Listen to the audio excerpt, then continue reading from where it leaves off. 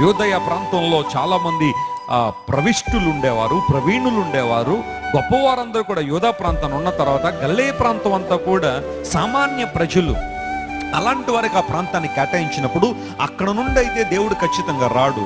అందరూ కూడా యేసు ప్రభుని నజరేయుడు అని పిలుస్తున్నాడు కాబట్టి ఈయన ఖచ్చితంగా దేవుడు కాదు, ఇతడు ఖచ్చితంగా మెస్సియా కాదు అని నిర్ధారణకు వచ్చేసి సౌలు తన ఇష్టానుసారం ప్రవర్తించడం ప్రారంభించారు. వాస్తవానికి యేసు ప్రభు వారు పుట్టింది యోదయలో, బెత్లెహేం అనేది యోదయలో ఉంది.